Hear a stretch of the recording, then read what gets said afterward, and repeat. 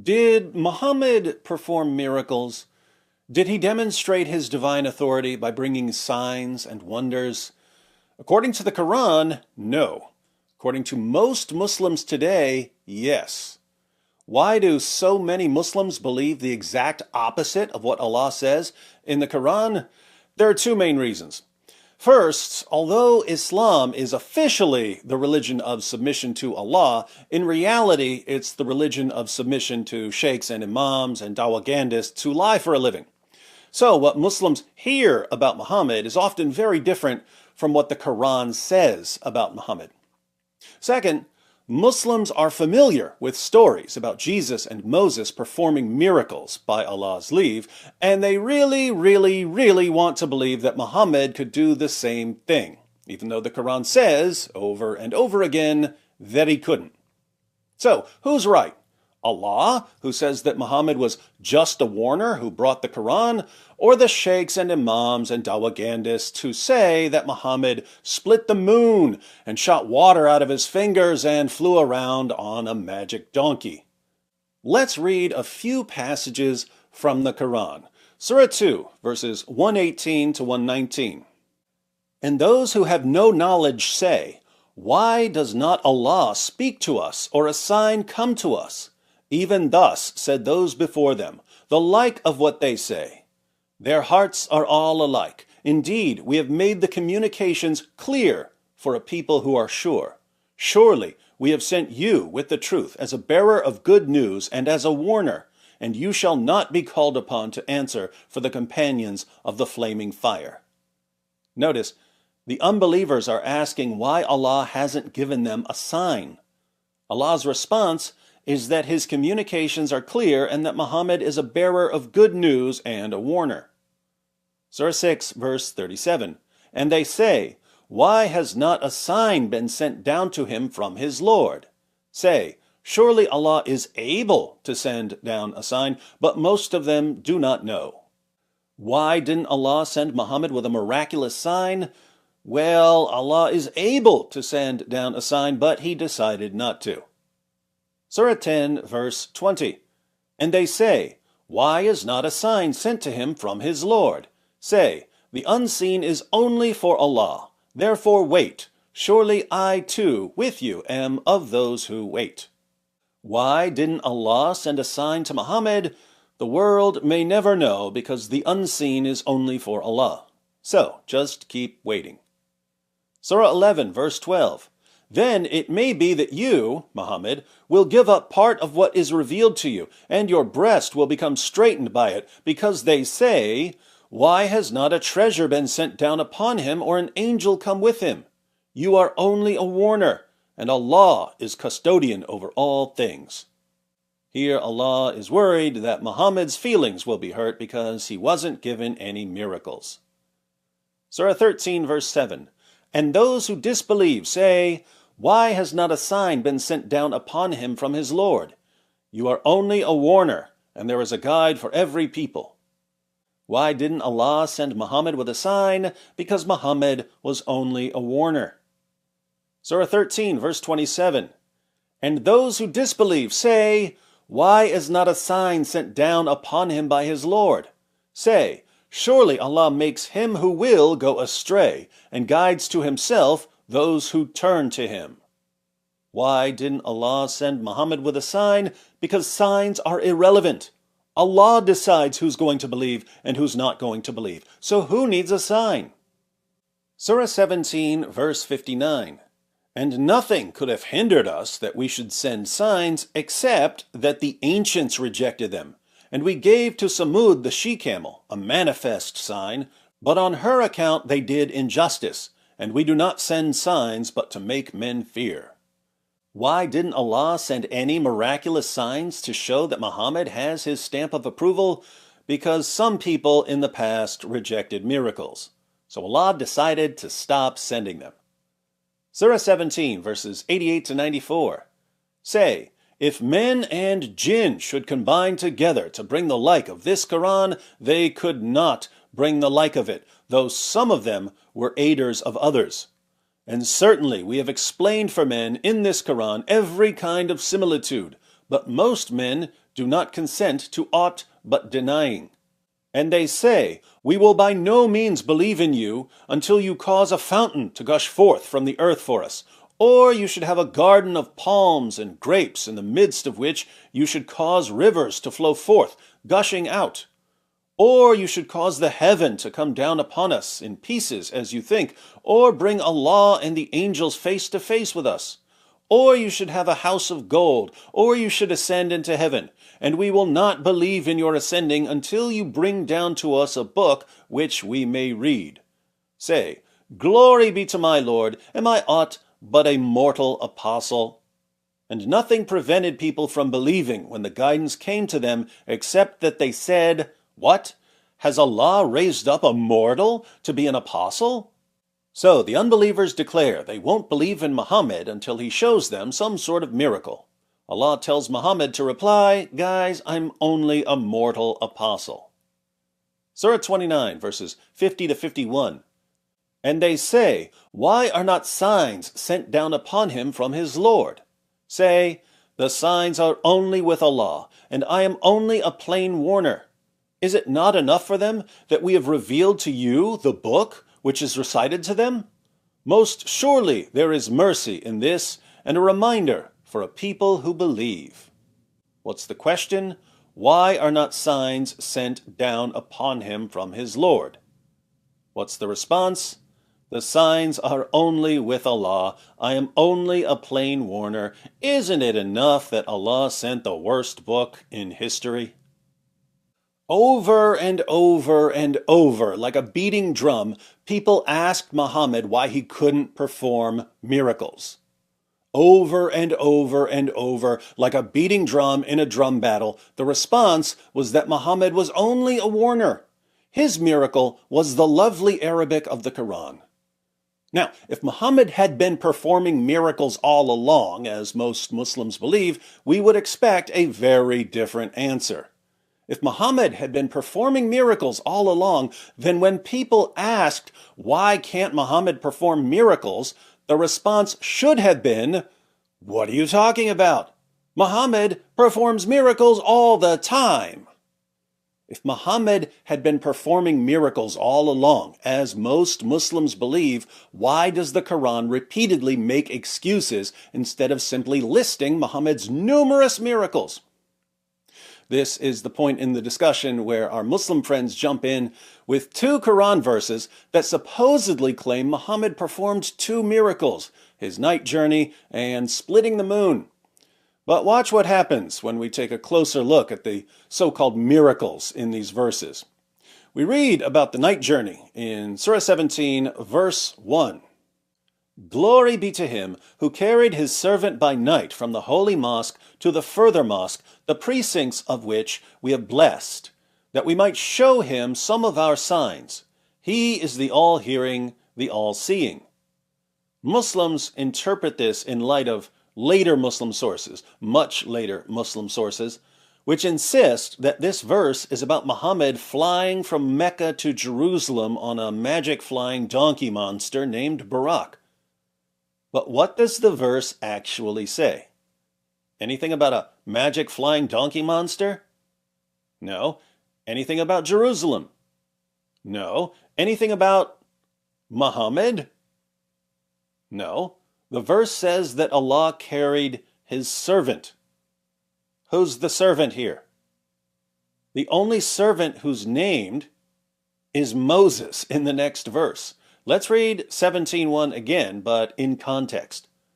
Glory be to him who carried his servant by night from the holy mosque to the further mosque, the precincts of which we have blessed, that we might show him some of our signs. He is the all-hearing, the all-seeing. And we gave Moses the book, and made it a guidance to the children of Israel. Take not unto yourselves any guardian apart from me. The seed of those we bore with Noah, he was a thankful servant.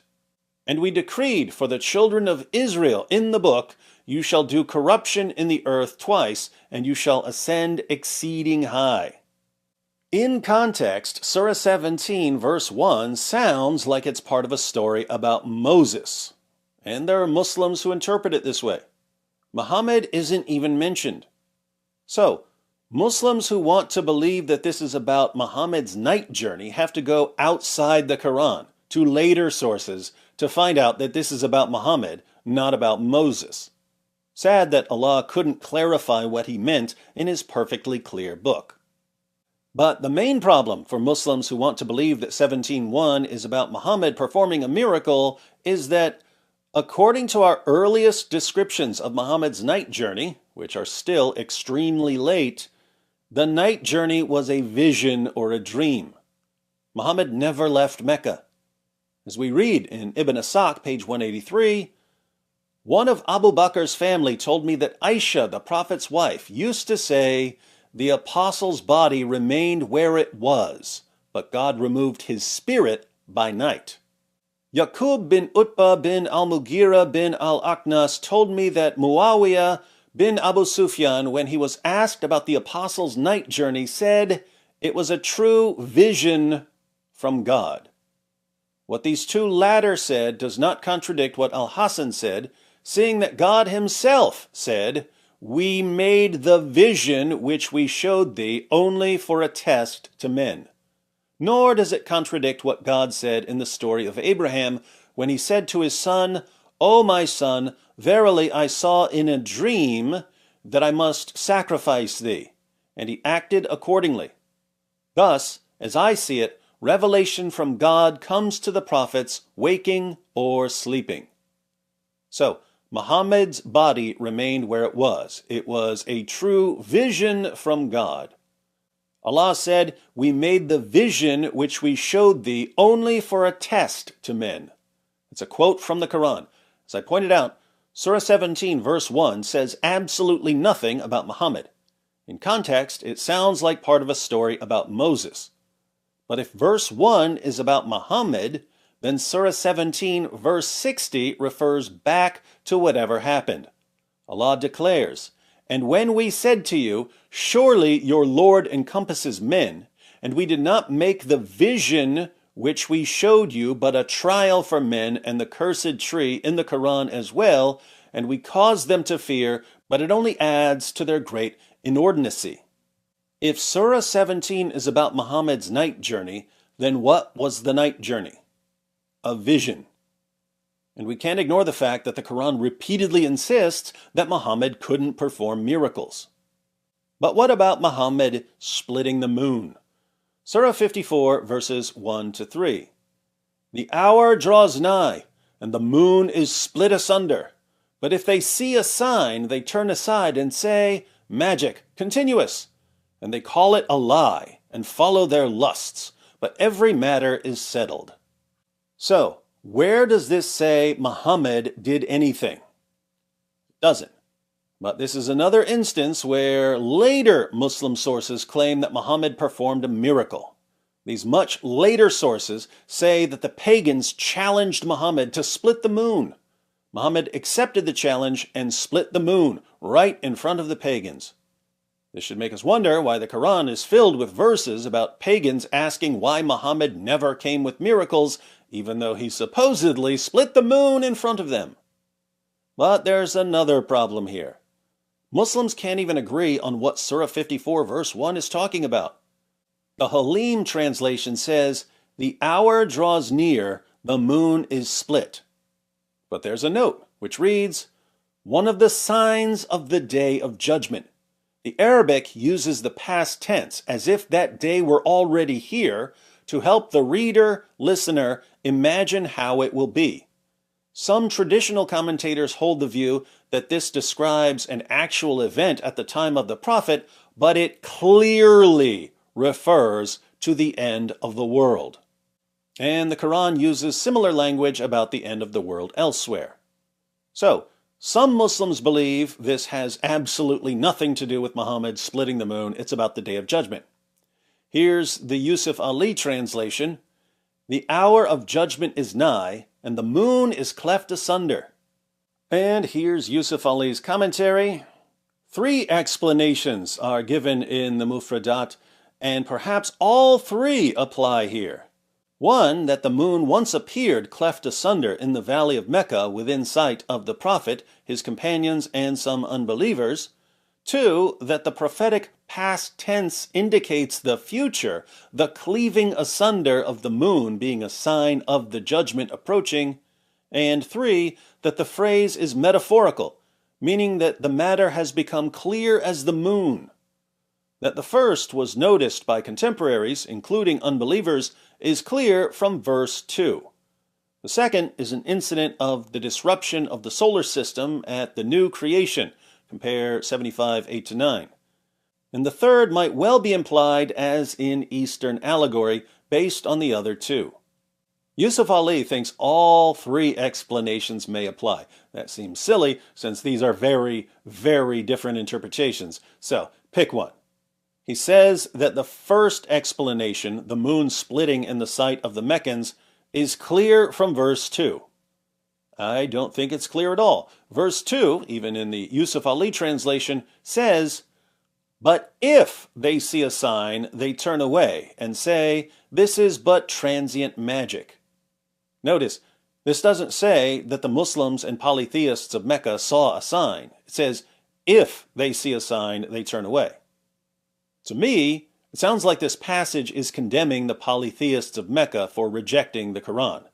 It's saying, even if the day of judgment was approaching and they saw the moon split apart, they would just make excuses and call it magic, because that's what they do when the Quran is recited to them. In other words, it's like when Abraham said in the parable of the rich man and Lazarus, "If they do not hear Moses and the prophets, neither will they be convinced if someone should rise from the dead." It's saying nothing will convince people who refuse to accept evidence. The funny part is that we can reverse the criticism here. If a Muslim wants to believe that Muhammad performed miracles, and he clings to stories from more than a century after Muhammad's death because he believes his favorite dawah guy more than he believes what Allah says in the Quran, is there anything we can say to convince him that Surah 17 isn't talking about Muhammad flying around on a magic donkey monster? Is there anything we can say to convince him that Surah 54 isn't talking about Muhammad splitting the moon in front of the polytheists of Mecca? If Allah says over and over and over in the Quran that Muhammad was only a warner and that his only sign was the Quran, and a Muslim rejects the clear statements of Allah, is that Muslim going to listen to us? Of course not. The clearest statements in the Quran plainly state that Muhammad couldn't perform miracles. Muslims ignore all of these verses and go to two extremely confusing verses, verses that don't even mention Muhammad, verses that are open to multiple interpretations, and they try to convince us that Muhammad performed miracles, even though they're contradicting what Allah says in the Quran. Why do Muslims do this? It's for the same reason Muslims, long after the Quran, made up stories about Muhammad performing miracles and tried to force them into the Quran. We see the reason for making up stories in the Quran itself. When Muhammad claimed to be a prophet, people challenged him to perform miracles. He couldn't, so he made excuses. But the fact that these excuses show up again and again in the Quran is evidence that this was extremely embarrassing to Muhammad and his followers. Long after his death, Muslims started coming up with miracle stories. Turns out it was easier to make up stories about miracles than to explain why Muhammad couldn't perform miracles. Muslims today are free to continue this charade, but it's just silly to think that we're going to agree with them when their earliest and most authoritative source, the Quran, says the opposite of what they believe. At the end of the day, our Muslim friends are just jealous. They want Muhammad to be more like Jesus. But Muhammad wasn't like Jesus. If they want someone like Jesus, there's no need to lie about Muhammad to make him sound more miraculous. Just believe in Jesus.